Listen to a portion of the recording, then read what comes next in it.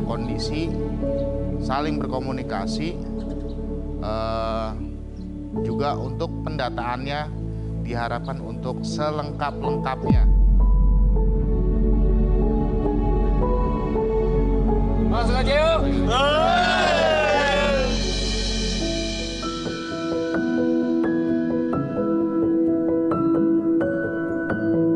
Assalamualaikum Sobat Safar.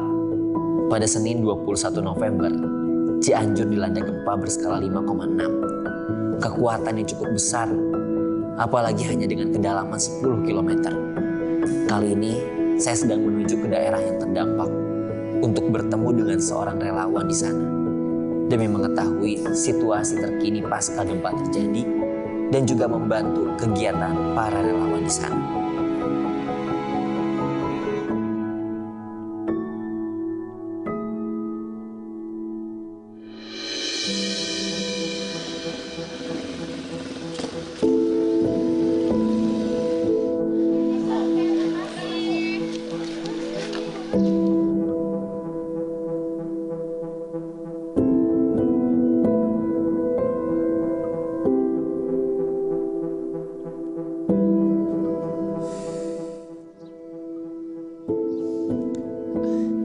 Mas Dimas!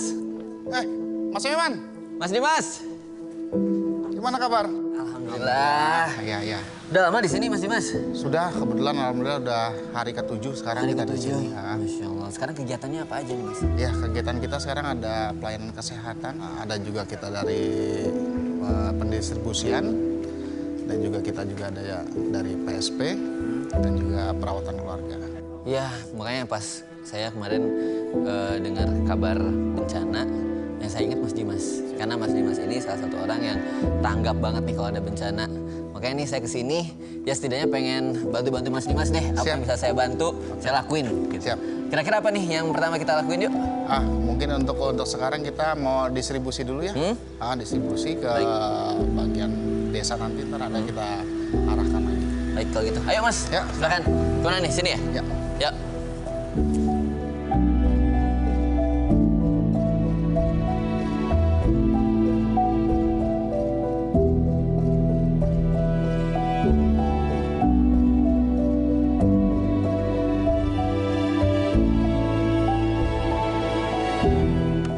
Nih, cara pakai gimana nih? Gini aja ya? Ya, langsung. Ini bagian muka, bagian depan. Oke. Ini gini? Dari belakang gini ya? Iya. Oke, seperti ini. Sip, cakep.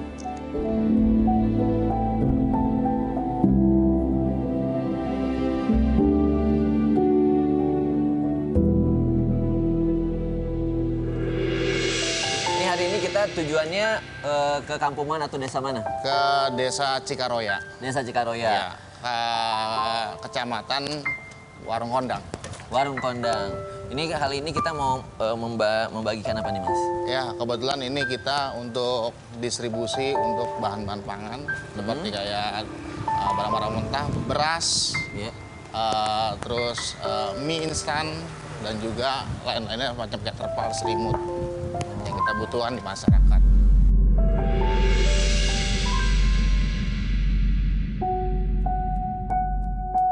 Titik atau letak manakah yang pertama kali disinggahi oleh teman-teman PMI?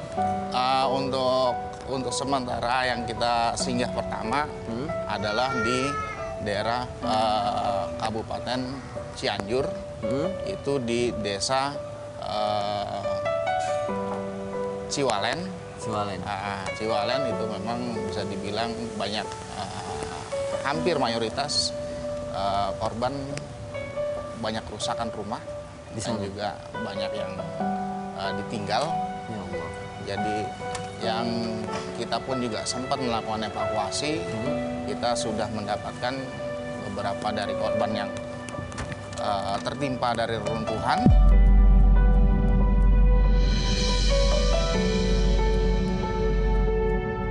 Tapi kalau perbedaannya nih bencana gempa di Cianjur dengan di tempat lain tuh seperti apa sih? Kalau di tempat lain, saya tidak merasakan dan atau tidak mengalami gempa susulan.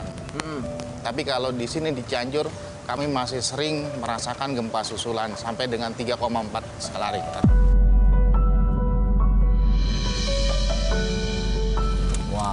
Sobat Safar. Ini nggak kebayang ya, di saat kita mau menolong, tapi kita juga merasakan juga. Ternyata beberapa kali gempa susulan itu terjadi juga di sini ya. Nggak kebayang sih ya.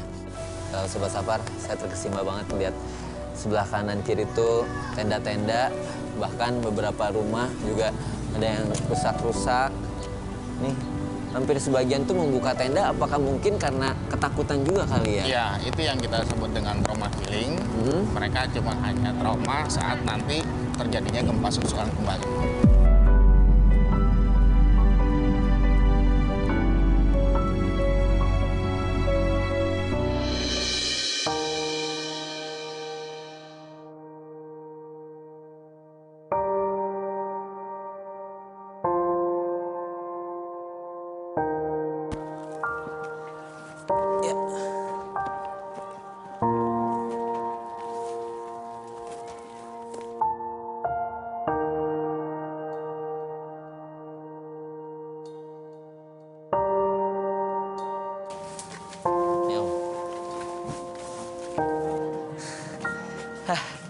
Sobat Sabar, ternyata salah satu syaratnya jadi relawan itu harus kuat.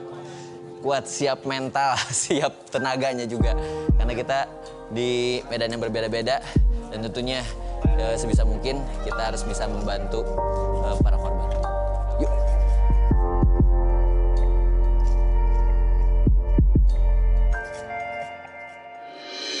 Pak Usup, ini saya lihat ini musola apa madrasah atau apa?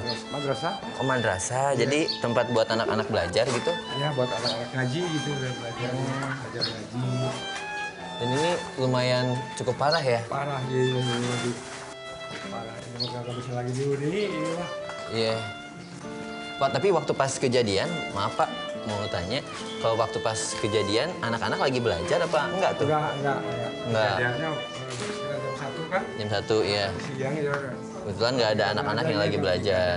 Nah, terus setelah terjadi gempa, otomatis udah nggak bisa Nggak bisa lagi ya. belajar lagi. Nggak bisa belajar lagi. Untuk sementara untuk penampungannya Pak, untuk pembelajaran agamanya itu Belum gimana? ada. Oh, belum ada. Belum Ya? ada ya. Belum ada. Jadi itu mungkin juga concern juga ya Iya. buat teman-teman relawan untuk bikin satu tempat Betul. pengganti untuk belajar anak-anak. Ha-ha. Tapi untungnya tuh waktu pas lagi nggak anak-anak lagi belajar ya. Iya. Alhamdulillah. Ya, mudah-mudahan ya bisa segera punya tempat yang baru Amin. untuk bisa anak-anak bisa belajar. Ya, sabar-sabar ya Pak. Yuk, maaf. Kita mau lanjut lagi. Ya. Yuk, ayo Pak.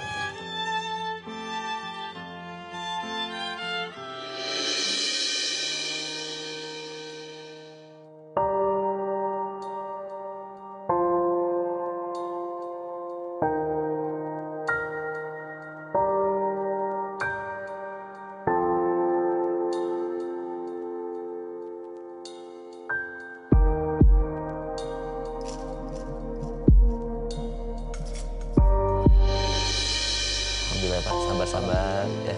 Mudah-mudahan ini semuanya, musibah ini tuh pastinya ada maksud dan tujuannya. Kita lebih dekat lagi sama Yang Maha Kuasa. Dan yang paling penting, mungkin ini salah satu hal yang membuat kita semuanya juga jadi lebih aware lagi sama teman-teman di sini. Dan saya yakin Bapak itu orang kuat, karena orang kuat itu orang yang sabar dan menghadapi cobaan dan ujian. Ya, Pak.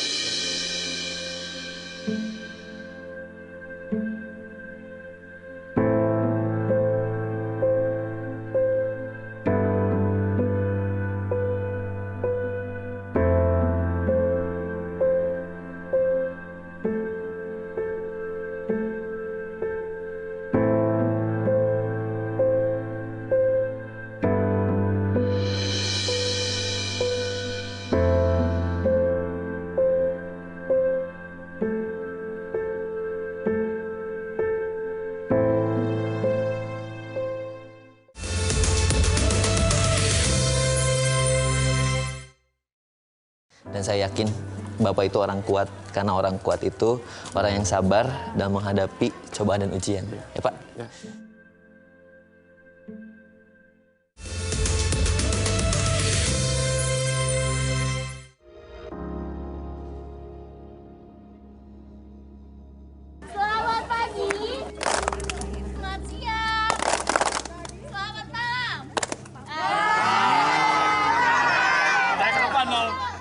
Sobat Sapar, ini merupakan kegiatan trauma healing untuk anak-anak yang dibutuhkan banget di saat-saat pasca gempa atau pasca bencana.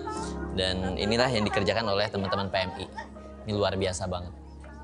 Memberikan kebahagiaan buat anak-anak di pasca bencana. Dokter, mau pintar suntik siapa? Kalau ada yang sakit disuntik nggak? Disuntik, nggak sakit ya? Enggak. Oke, terima kasih.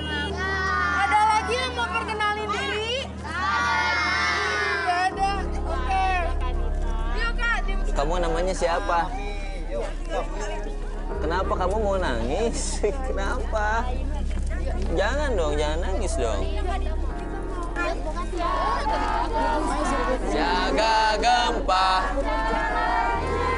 caranya lindungi kepala, keluar bangunan, cari bantuan, cari bantuan. Sekali lagi ya, oke kita sama-sama. Ayo Kak, kita sama-sama satu lagi yuk. 2, 3. Jaga gempa, siaga gempa, caranya lindungi kepala, keluar bangunan, cari bantuan, cari bantuan. Nah, bisa ya? Siaga gempa, caranya lindungi kepala, keluar bangunan, cari bantuan, cari bantuan. Ada gempa.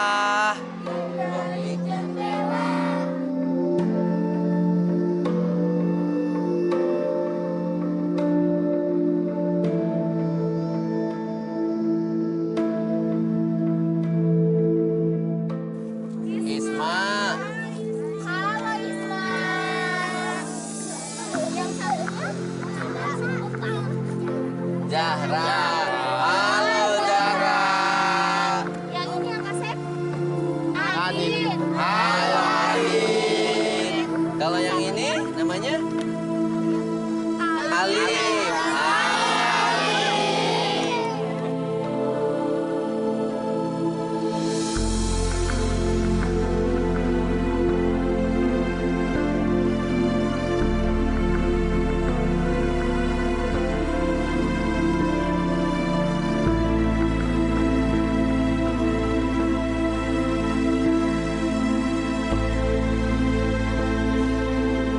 Ya Sobat Sapar, tadi yang udah kita lakuin itu program trauma healing ya buat anak-anak ya Mas. Iya. Itu biasa dilakukan oleh tim PMI.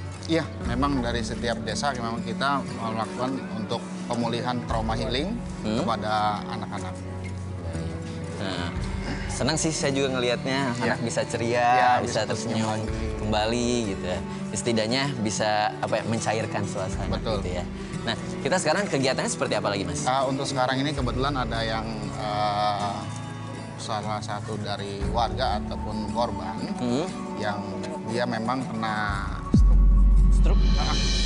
Jadi ada tim dari kita dari perawatan keluarga untuk merawat si korban tersebut. Oh, jadi emang ada programnya juga namanya PK tersebut, Ya, perawatan perawatan keluarga, khusus untuk bantuan misalkan ada yang sakit, Betul. atau mungkin ada yang stroke. Ah, ah. Gitu. Baik, Ki. Sabar-sabar kita coba lihat seperti apa keadaannya.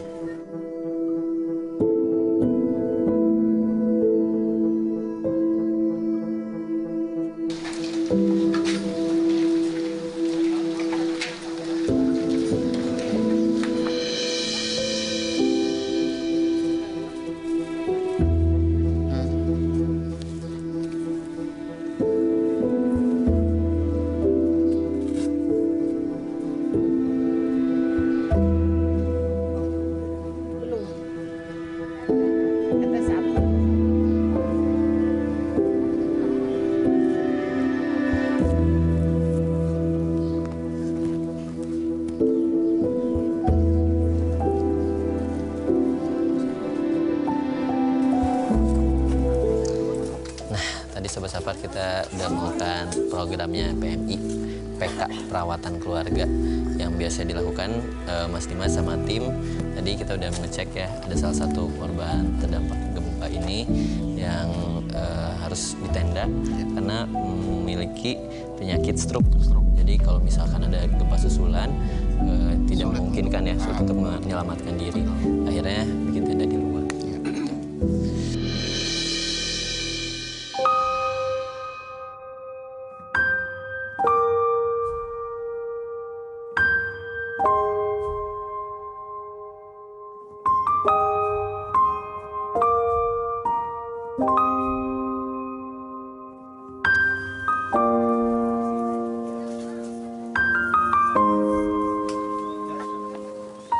Nah, ini gerak cepatnya dari gerak cepat teman-teman relawan PMI.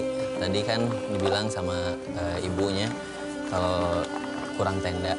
Karena kalau misalnya pas hujan tuh bocor. Nah, sekarang sigap banget langsung dibentangkan tendanya.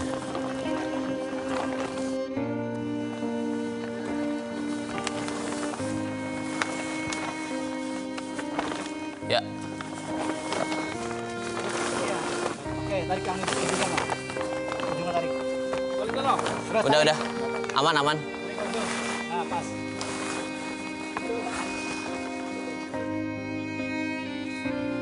Nah, dari pagi lagi di sini. Di sini. Jadi malam pun tidur pun di sini. Saya sabar-sabar ya Bu ya. Yuk, kita lanjut kemana lagi? Ya, Ini Mas. kita langsung ke depan lagi.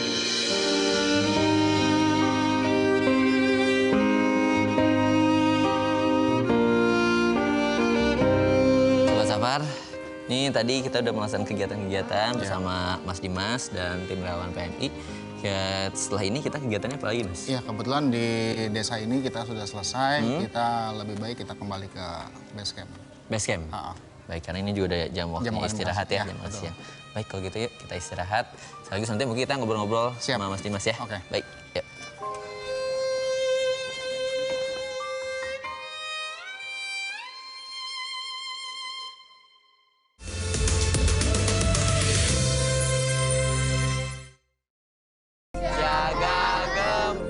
Siaga gempa, caranya lindungi kepala, bangunan, cari bantuan. Nah.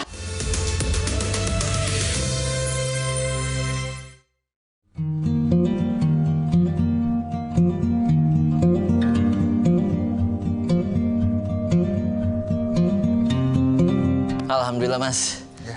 Sekarang kita udah sampai lagi di posko. Ya. Jadi kalau beberapa hari teman-teman tuh relawan tinggal di sini. Iya. Nah, mungkin kalau sekarang kita jam istirahat, Iya. kita sedikit ngobrol-ngobrol dulu kali ya Mas ya. Kita lebih baik kita istirahat di sini. Oh, iya. Saya siapin bangkunya dulu. Oh, oke boleh. Ini aja nih, ada kursi ya. Nah, boleh di sini Mas. Oke, siap. Sip. Alhamdulillah. Lumayan ya capeknya. Lumayan. Tapi saya ngerasa tersentuh banget sih melihat para korban, tapi juga merasa bahagia Ya. melihat anak-anak tadi bisa tertawa, riang gitu. Wah itu pengalaman yang menurut saya ini nggak bisa dilupakan. Karena ini pertama kalinya saya melihat langsung korban gempa. Siap. Nah tapi kalau kegiatan sehari-harinya itu seperti apa sih? Iya, jadi kalau keseharian saya ini, kalau di Jakarta, kita membuka satu restoran yang dimana itu ada di wilayah Jakarta Utara juga. Iya. Dan memang untuk jarak memang tidak jauh juga dari kantor kita, PMI Jakarta Utara. Jadi setiap ada info apapun, kita pasti akan tetap bergerak. Betul. Nah, jadi kalau kegiatan, mungkin maaf saya pengen tahu, yang memotivasi pertama kali sampai Mas terjun menjadi relawan di PMI itu apa? Kalau untuk motivasi saya adalah niatnya saya memang ingin membantu dari masyarakat ataupun korban yang terkena musibah. Karena memang panggilan dari hati. Berarti Mas, maaf, kalau udah Mas di sini berhari-hari, pastinya meninggalkan keluarga. Betul. Nah, mungkin pertama kali keluarga juga agak khawatir Mas terjun di PMI. Nah, tanggapan keluarga kalau saat ini seperti apa sih? Ya alhamdulillah untuk respon dari keluarga sendiri sangat mensupport untuk kegiatan kemanusiaan. Yang dimana memang sedikit lebihnya memang mendapatkan satu pahala. Di situ makanya dari pihak keluarga saya memberikan support 100% untuk berkecimpung di Palang Merah Indonesia. Kalau bisa saya ceritakan flashback lagi, mungkin rasa sedih akan nongol lagi. Kenapa, Mas? Terjadi saat di Kota Palu, terjadinya Oh, gempa Palu. gempa Palu dan terjadinya tsunami. Itu posisi saya lagi ada benar di pinggir pantai dan itu saya sangat memicu ataupun lari dari gulungan-gulungan air dan puing-puing. Ya Allah. Dan pada akhirnya pas kebenaran juga anak dan istri saya meninggal terseret.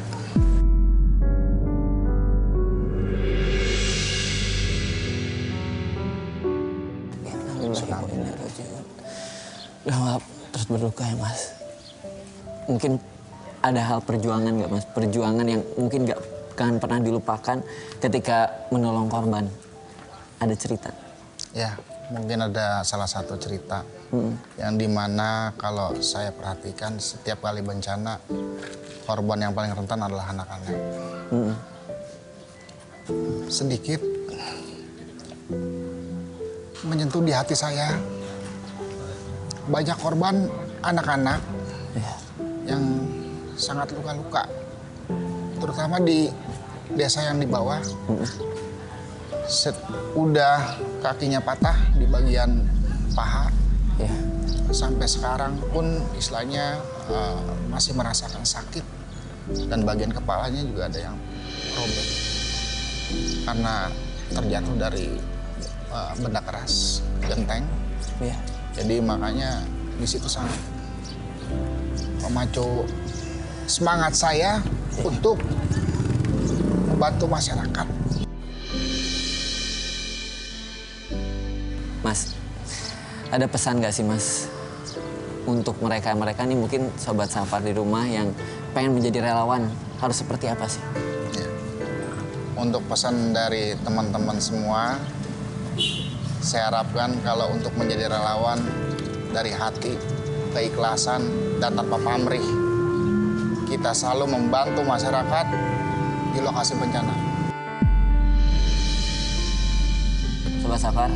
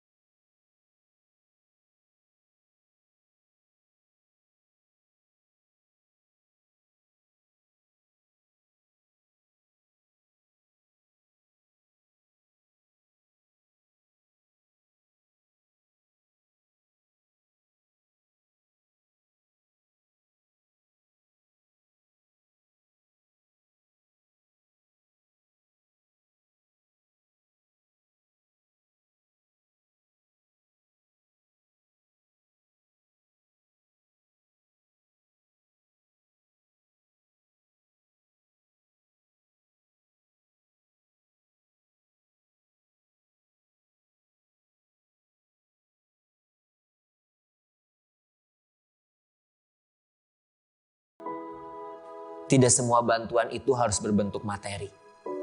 Beberapa orang justru mampu mengerahkan waktu dan juga tenaganya untuk membantu sesama. Seperti Mas Dimas yang tidak lelah sampai saat ini membantu menolong para korban terdampak gempa dengan tenaga dan juga waktunya. Semoga Allah selalu memberikan kekuatan untuknya dan untuk para korban. Saya berharap semoga Allah selalu berkati dengan kesabaran dan kekuatan dalam melewati musibah dan cobaan ini. Saya Aiman Riki pamit. Wassalamualaikum warahmatullahi wabarakatuh.